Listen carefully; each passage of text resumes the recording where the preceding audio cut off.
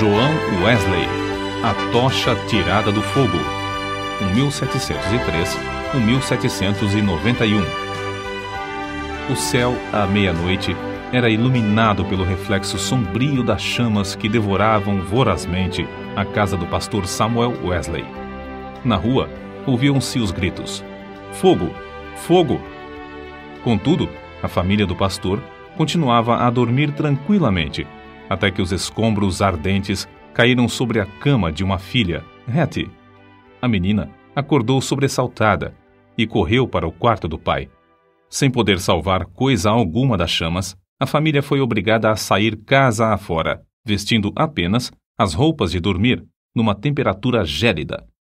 A ama, ao ser despertada pelo alarme, arrebatou a criança menor, Carlos, do berço. Chamou os outros meninos, insistindo que a seguissem, e desceu a escada. João, porém, que então contava 5 anos e meio, ficou dormindo. 3 vezes a mãe, Susana Wesley, que se achava doente, tentou debalde subir a escada. 2 vezes o pai tentou, em vão, passar pelo meio das chamas, correndo. Sentindo o perigo, ajuntou a família no jardim, onde todos caíram de joelhos e suplicaram em favor da criança presa pelo fogo. Enquanto a família orava, João acordou e, depois de tentar descer pela escada, subiu numa mala que estava em frente a uma janela, onde um vizinho o viu em pé. O vizinho chamou outras pessoas e, juntos, conceberam o plano de um deles subir nos ombros de um primeiro, enquanto um terceiro subia nos ombros do segundo, até alcançarem a criança. Dessa maneira, João foi salvo da casa em chamas, apenas instantes antes de o teto cair com grande fragor. O menino foi levado pelos intrépidos homens que o salvaram para os braços do pai. "Cheguem, amigos!" clamou Samuel Wesley ao receber o filhinho. "Ajoelhemo-nos e agradeçamos a Deus. Ele me restituiu todos os meus filhos. Deixem a casa arder. Os meus recursos são suficientes." 15 minutos depois, casa, livros, documentos e mobiliário não existiam mais. Anos mais tarde, em certa publicação, apareceu o retrato de João Wesley e, embaixo, a representação de uma casa ardendo com as palavras: "Não é este um tição tirado do fogo?" Zacarias capítulo 3, versículo 2. Nos escritos de Wesley foi encontrada uma referência interessante acerca desse histórico sinistro. Em 9 de fevereiro de 1750, durante um culto de vigília, cerca das 11 horas da noite, lembrei-me de que era esse o dia e a hora, havia 40 anos, em que me tiraram das chamas. Aproveitei-me do ensejo para relatar a maravilhosa providência. Os louvores e as ações de graças subiram às alturas, e grande foi o regozijo perante o Senhor. Tanto o povo como João Wesley já sabiam naquele tempo por que o Senhor o poupara do incêndio. O historiador Lecky nomeia o grande avivamento como sendo a influência que salvou a Inglaterra de uma revolução igual a que, na mesma época, deixou a França em ruínas. Dos 4 vultos que se destacaram no grande avivamento, João Wesley era o maior. Jonatas Edwards, que nasceu no mesmo ano de Wesley, faleceu 33 anos antes dele. George Whitefield, nascido 11 anos depois de Wesley, faleceu 20 anos antes dele, e Carlos Wesley continuou o seu itinerário efetivo somente por 18 anos, enquanto João continuou durante meio século. Mas a biografia deste célebre pregador, para ser completa, deve incluir a história de sua mãe, Susana. De fato, é como certo biógrafo escreveu: "Não se pode traçar a história do grande avivamento do século passado, o 1700, na Inglaterra, sem dar uma grande parte da herança merecida à mãe de João e Carlos Wesley. Isso não somente por causa da instrução que inculcou profundamente aos filhos, mas por causa da direção que deu ao avivamento. A mãe de Susana era filha de um pregador. Esforçada na obra de Deus, casou-se com o eminente ministro Samuel Annesley. Dos 25 filhos desse enlace, Susana era a 24ª. Durante a vida, seguiu o exemplo da sua mãe, passando 1 hora de madrugada e outra à noite orando e meditando sobre as Escrituras. Pelo que escreveu certo dia, vê-se como se dedicava à oração. Que Deus seja louvado por todos os dias em que nos comportamos bem. Mas estou ainda descontente, porque não desfruto muito de Deus. Sei que me conservo demasiadamente longe dele. Anseio ter a alma mais intimamente ligada a ele pela fé e amor. João era o 15º rebento dos 19 filhos de Samuel e Susannah Wesley. O que vamos transcrever, escrito pela mãe de João, mostra como ela era fiel em ordenar a seus filhos e a sua casa depois dela. Gênesis, capítulo 18, versículo 19. Para formar a mente da criança, a primeira coisa é vencer-lhe a vontade. A obra de instruir o intelecto leva tempo e deve ser gradual, conforme a capacidade da criança. Mas o subjugar-lhe a vontade deve ser feito de uma vez, e quanto mais cedo, tanto melhor. Depois, pode-se governar a criança pela razão e piedade dos pais, até chegar o tempo de a criança poder também exercer o raciocínio.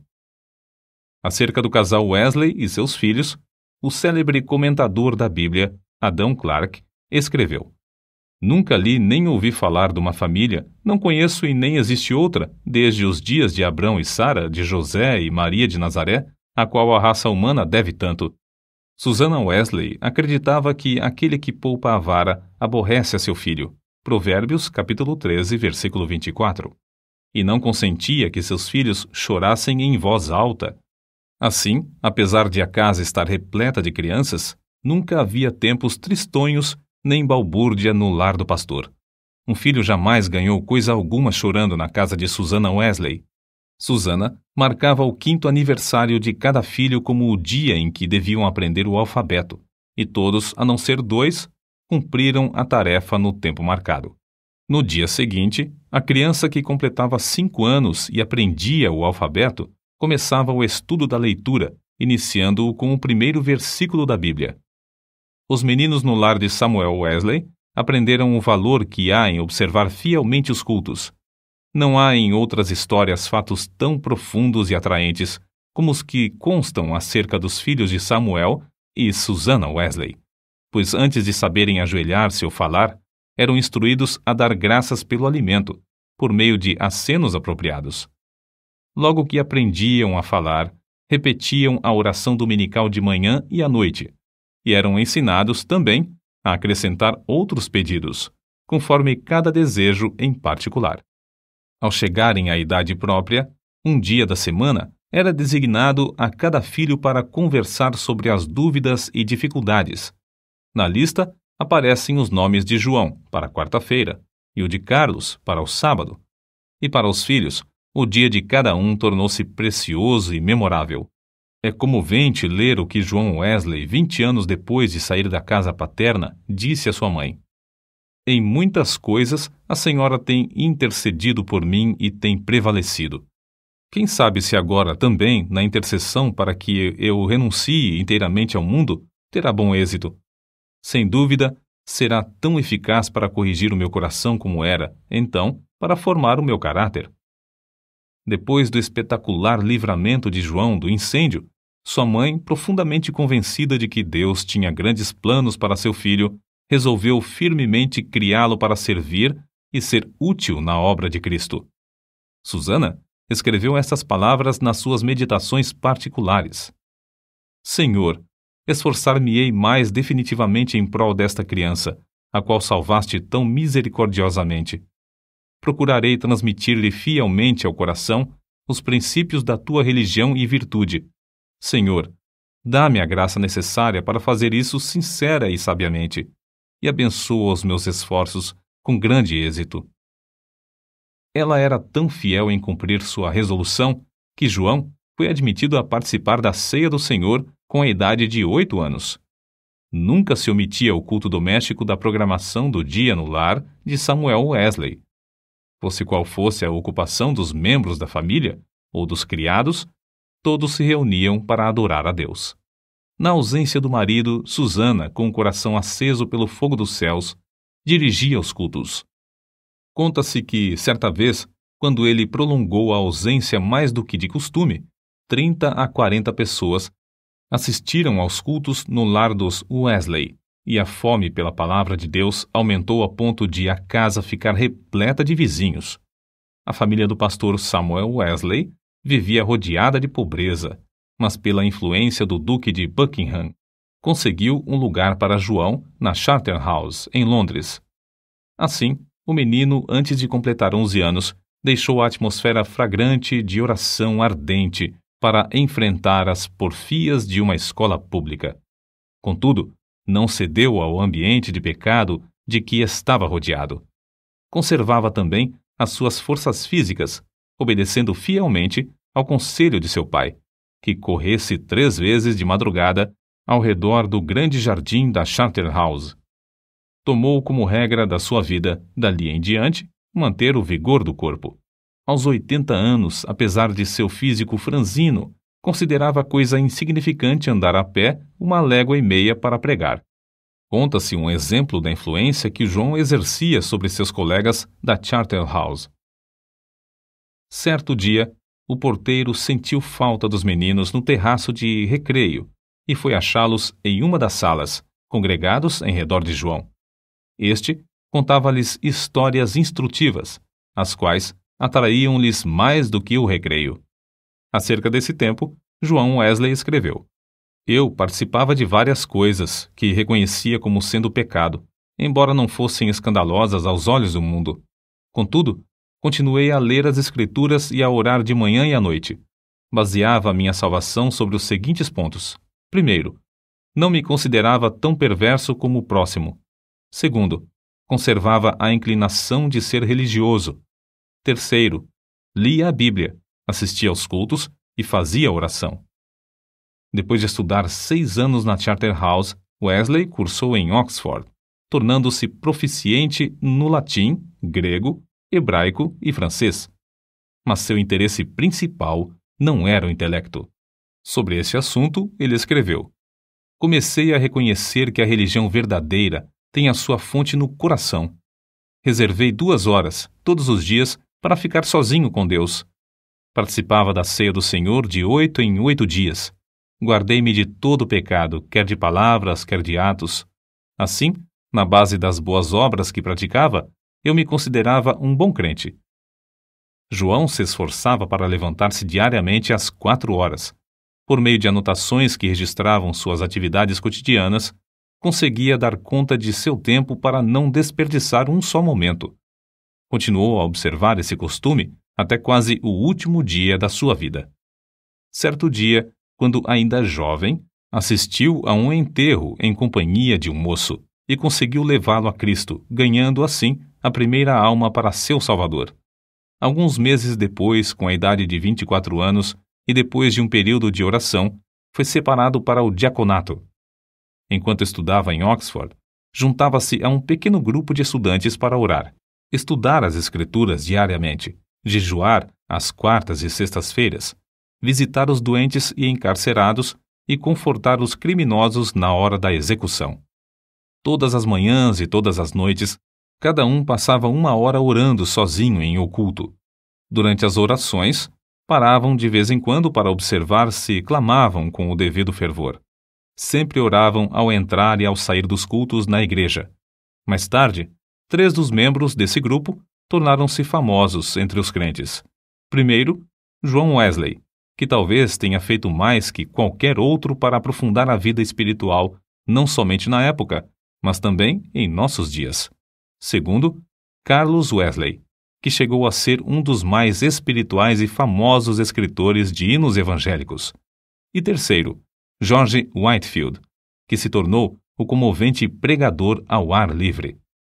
Naquele tempo, sentia-se a influência de João Wesley em muitas partes das Américas, e hoje ainda é sentida. Contudo, passou menos de 2 anos nesse continente, e isto durante o período de sua vida em que se achava perturbado por causa de dúvidas. Aceitou a chamada para pregar o evangelho aos silvícolas na colônia de Geórgia, desejoso de ganhar sua salvação por meio de boas obras. Pensou que vaidade e ostentação mundana não se encontrariam nas matas da América. Como era característico em sua vida, a bordo do navio em viagem à América do Norte, observava com outros de seu grupo um programa para não desperdiçar um momento durante o dia. Levantava-se às 4 da manhã e deitava-se depois das 21 horas. As primeiras 3 horas do dia eram dedicadas à oração e ao estudo das Escrituras. Depois de cumprir tudo o que estava indicado no programa do dia, o cansaço era tanto que, não obstante o bramido do mar e o balanço do navio, dormiam sem perturbação, deitados sobre um cobertor estendido no convés. Na Geórgia, a população inteira afluía à igreja para ouvir a sua pregação. A influência de seus sermões foi tal que, depois de 10 dias, uma sala de baile ficou quase inteiramente abandonada, enquanto a igreja se enchia de pessoas que oravam e eram salvas. Whitefield, que desembarcou na Geórgia alguns meses depois de Wesley voltar à Inglaterra, assim descreveu o que viu. O êxito de João Wesley na América é indizível. Seu nome é precioso entre o povo, onde lançou os alicerces que nem os homens nem os demônios podem abalar. Oh, que eu possa segui-lo como ele seguiu a Cristo! Porém, a Wesley faltava uma coisa muito importante, conforme se vê pelos acontecimentos que o levaram a sair da Geórgia, como ele mesmo escreveu. Faz 2 anos e quase 4 meses que deixei a minha terra natal para pregar Cristo aos índios da Geórgia. Entretanto, o que cheguei eu a saber? Ora, vim a saber o que eu menos esperava. Fui à América para converter outros, mas nunca fora realmente convertido a Deus. Depois de voltar à Inglaterra, João Wesley começou a servir a Deus com a fé de um filho e não mais com a fé de um simples servo. Acerca desse assunto, eis o que ele escreveu. Não reconhecia que esta fé era dada instantaneamente, que o homem podia sair das trevas para a luz imediatamente, do pecado e da miséria para a justiça e gozo do Espírito Santo. Examinei de novo as Escrituras sobre este ponto, especialmente Atos dos Apóstolos. Fiquei grandemente surpreendido ao ver quase que somente conversões instantâneas, quase nenhuma tão demorada como a de Saulo de Tarso. Desde então, começou a sentir mais e mais fome e sede de justiça, a justiça de Deus pela fé. Fracassara na sua primeira tentativa de pregar o Evangelho na América porque, apesar de seu zelo e bondade de caráter, o cristianismo que possuía era uma coisa que recebera por instrução. Mas a segunda etapa de seu ministério destacou-se por um êxito fenomenal. E porque o fogo de Deus ardia na sua alma, chegara a ter contato direto com Deus através de uma experiência pessoal. Relatamos aqui, com suas próprias palavras, o episódio no qual o Espírito testificou ao seu espírito que era filho de Deus e que veio transformar completamente a sua vida. Eram quase 5 horas, hoje, quando abri o Novo Testamento, e encontrei estas palavras. Ele nos tem dado grandíssimas e preciosas promessas para que, por elas, fiqueis participantes da natureza divina. Segunda carta de Pedro, capítulo 1, versículo 4. Antes de sair, abri mais uma vez o Novo Testamento para ler estas outras palavras. Não estás longe do reino de Deus. Marcos, capítulo 12, versículo 34. À noite, senti-me impelido a assistir em Aldersgate. Senti o coração abrasado. Confiei em Cristo, somente em Cristo, para a salvação. Foi-me dada a certeza de que Ele levara os meus pecados e de que me salvara da lei do pecado e da morte. Comecei a orar com todas as minhas forças e testifiquei a todos os presentes do que sentia no coração. Depois dessa experiência em Aldersgate, Wesley aspirava a bênçãos ainda maiores do Senhor, conforme ele mesmo escreveu. Eu suplicava a Deus que cumprisse todas as suas promessas na minha alma. O Senhor honrou este anelo, em parte, não muito depois, enquanto eu orava com Carlos, Whitefield e cerca de 60 outros crentes, em Fetter Lane. São de João Wesley também estas palavras. Cerca de 3 horas da madrugada, enquanto perseverávamos em oração, Romanos capítulo 12, versículo 12, o poder de Deus nos sobreveio de tal maneira que bradamos impulsionados de grande gozo, e muitos caíram ao chão. A seguir, ao passar um pouco o temor e a surpresa que sentimos na presença da majestade divina, rompemos em uma só voz. Louvamos-te, ó Deus! Aceitamos-te como Senhor. Essa unção do Espírito Santo dilatou grandemente os horizontes espirituais de Wesley. O seu ministério tornou-se excepcionalmente frutuoso, e ele trabalhou ininterruptamente durante 54 anos, com o coração abrasado pelo amor divino. Um pastor prega, em média, 100 vezes por ano, mas João Wesley pregou cerca de 780 vezes por ano, durante 54 anos. Esse homenzinho de apenas 1,66 m de altura e pesando menos de 60 quilos, dirigia-se a grandes multidões e sob as maiores provações.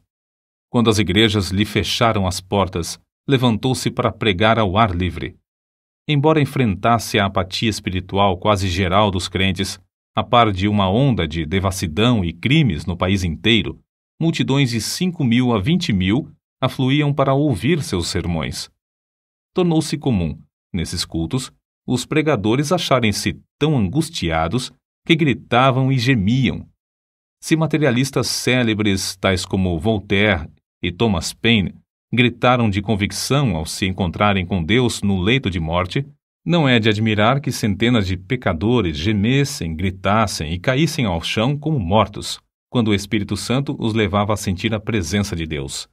Multidões de perdidos, assim, tornavam-se novas criaturas em Cristo Jesus nos cultos de João Wesley.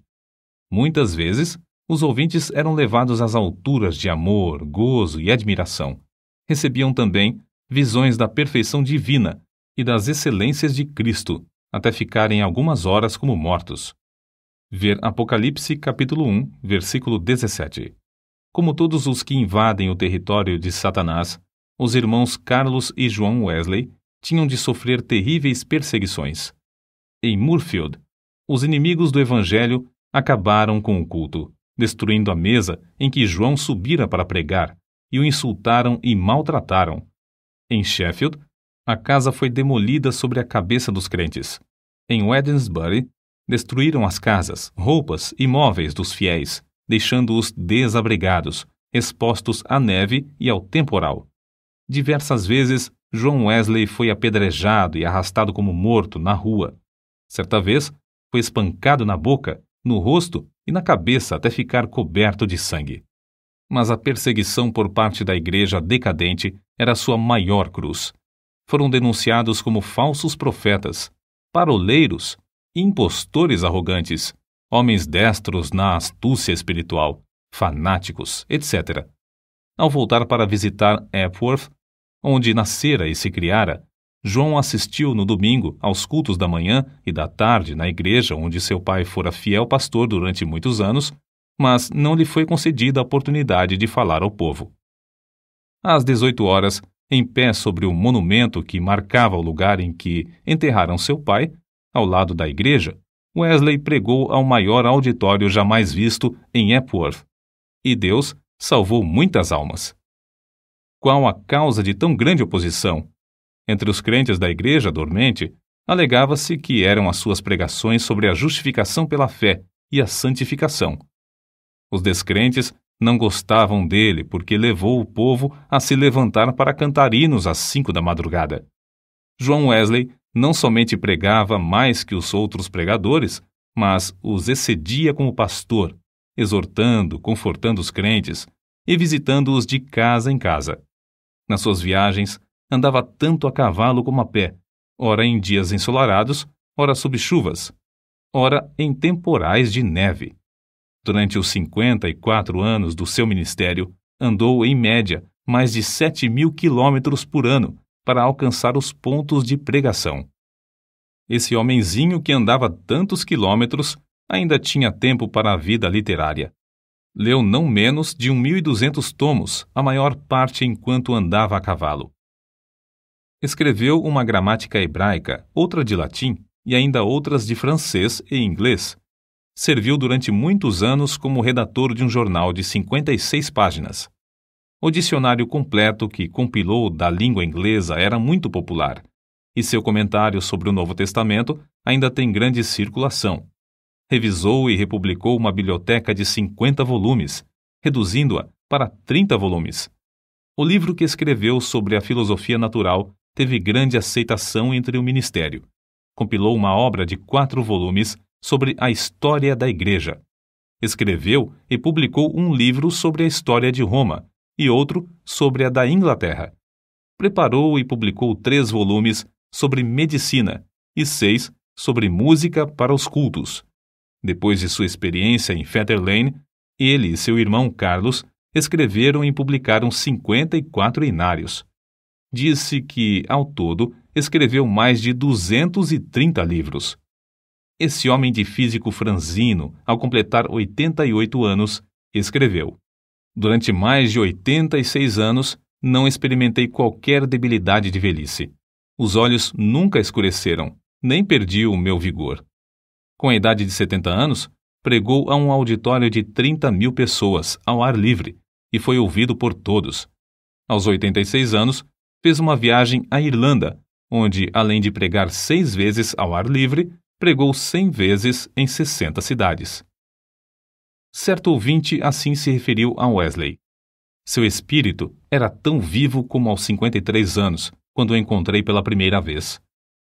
Atribuiu a sua saúde aos seguintes fatores: primeiro, ao exercício constante e ar fresco; segundo, ao fato de nunca, mesmo doente ou com saúde, em terra ou no mar, haver perdido uma noite de sono desde o seu nascimento, o que não o impedia de participar das vigílias na igreja. Terceiro, a habilidade de dormir de dia ou de noite ao sentir-se cansado. Quarto, ao fato de, por mais de 60 anos, ter o hábito de levantar-se às 4 horas da manhã. Quinto, ao costume de sempre orar às 5 da manhã, durante mais de 50 anos. Sexto, ao fato de quase nunca sofrer de dor, desânimo ou preocupações durante a vida inteira. Não nos devemos esquecer da fonte desse vigor que John Wesley manifestava. Passava 2 horas diariamente em oração, e muitas vezes mais. Certo crente que o conhecia intimamente assim escreveu acerca dele: "Considerava a oração a coisa mais importante da vida, e eu o tenho visto sair do quarto com uma serenidade de alma visível no rosto até quase brilhar." A qualquer história da vida de John Wesley faltará o ponto principal, se não se fizer menção dos cultos de vigília que se realizavam uma vez por mês entre os crentes. Esses cultos se iniciavam às 20 horas e continuavam até depois da meia-noite, ou até cair o Espírito Santo sobre eles. Baseavam tais cultos sobre as referências no Novo Testamento acerca de noites inteiras passadas em oração. Foi assim que alguém se referiu ao sucesso.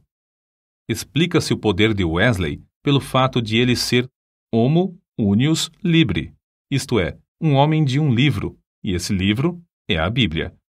Pouco antes da sua morte, escreveu: "Hoje passamos o dia em jejum e oração para que Deus alargasse a sua obra. Só encerramos depois de uma noite de vigília, na qual o coração de muitos irmãos foi grandemente confortado." No diário de John Wesley, há diversas anotações sobre oração e jejum. Entre outras coisas, ele escreveu o seguinte: "Enquanto cursava em Oxford, jejuávamos às quartas e às sextas-feiras, como faziam os crentes primitivos em todos os lugares." Escreveu Epifânio: "Quem não sabe que o jejum das quartas e das sextas-feiras é observado pelos crentes do mundo inteiro? Não sei por que eles guardavam esses 2 dias, mas é boa a regra. Se lhes servia, também me serve. Contudo, não quero dar a entender que o único tempo de jejuar seja esses 2 dias da semana, porque muitas vezes é necessário jejuar mais do que 2 dias. É necessário permanecer sozinho e na presença de Deus enquanto jejuamos e oramos, para que Deus possa mostrar-nos a sua vontade e dar-nos direção. Nos dias de jejum, devemos afastar-nos o mais possível de todo o serviço, de fazer visitas e das diversões, apesar de essas coisas serem lícitas em outras ocasiões." Seu gozo em pregar ao ar livre não diminuiu na velhice. Em 7 de outubro de 1790, pregou pela última vez fora de casa sobre o texto: "O reino de Deus está próximo. Arrependei-vos e crede no Evangelho." Consta em sua biografia que a palavra manifestou-se com grande poder e as lágrimas do povo corriam em torrentes. Um por um, seus fiéis companheiros de luta, inclusive sua esposa, foram chamados para o descanso, mas John Wesley continuava a trabalhar. Com a idade de 85 anos, seu irmão Carlos foi chamado pelo Senhor, e João sentou-se perante a multidão, cobrindo o rosto com as mãos, para esconder as lágrimas que lhe corriam pelas faces. Seu irmão, a quem amara tanto durante tão longo tempo, havia partido, e ele, agora, tinha de trabalhar sozinho. Em 2 de março de 1791, com a idade de quase 88 anos, completou a sua carreira terrestre. Durante toda a noite anterior, não cessaram em seus lábios o louvor e a adoração, pronunciando estas palavras: as nuvens destilam a gordura. Sua alma saltou de alegria com a antecipação das glórias do lar eterno e exclamou: o melhor de tudo é que Deus está conosco. Então, levantando a mão, como se fosse o sinal da vitória, novamente repetiu: o melhor de tudo é que Deus está conosco. Às 10 horas da manhã, enquanto os crentes rodeavam o leito em oração, ele disse: adeus. E assim passou para a presença do Senhor. Um crente que assistiu à sua morte assim relatou o ato: a presença divina pairava sobre todos nós. Não existem palavras para descrever o que vimos no seu semblante. Quanto mais o fitávamos, tanto mais víamos parte dos indizíveis céus. Calcula-se que 10.000 pessoas passaram em desfile diante do ataúde para ver o rosto que ainda retinha um sorriso celestial. Por causa das grandes massas que afluíram para honrá-lo, foi necessário enterrá-lo às 5 horas da manhã. João Wesley nasceu e criou-se em um lar onde não havia abundância de pão. Com a venda dos livros de sua autoria, ganhou uma fortuna, com a qual contribuía para a causa de Cristo. Ao falecer, deixou no mundo 2 colheres, uma chaleira de prata, um casaco velho e dezenas de milhares de almas, salvas em épocas de grande decadência espiritual. Em Epworth, a tocha foi arrebatada do fogo. Em Aldersgate e Fetter Lane, começou a arder intensamente e continua a iluminar milhões de almas no mundo inteiro.